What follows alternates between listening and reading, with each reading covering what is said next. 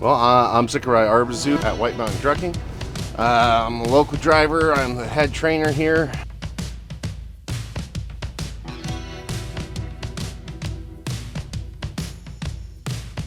Basically a medium-sized flatbed carrier group.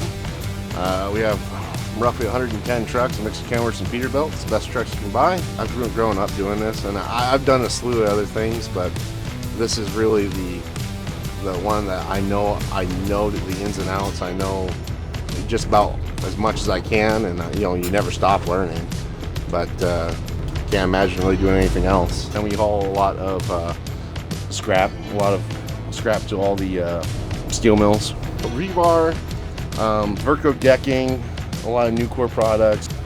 So I have 110 trucks. We have 5 local drivers.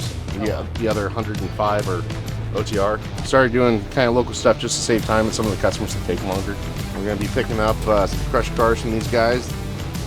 They set them out, let people pull from them after they've sat for so long and don't have any real use anymore. They take the frames and what's left and they crush them down and haul them off. Loading cars is a little dangerous. Yeah. You're dealing with uneven stacks of cars that are crushed. They do tip.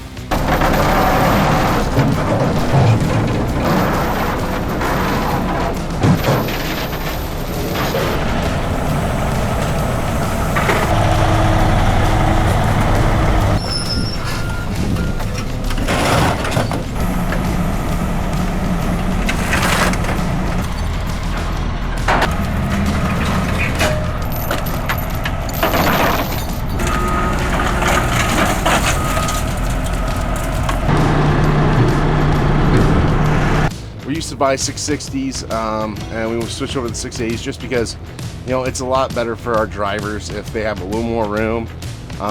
We don't need the huge sleeper just because you lose a lot of aerodynamics that way, but the 680 is kind of that nice middleman between aerodynamic and decent size for the driver. Both of our owners were drivers, so they're kind of nice to us. I would say that if you're going to get into truck driving and you have any gumption to get into flatbedding, just start with flatbedding. Don't go do something else. It's going to give you a lot of bad habits that we have to break.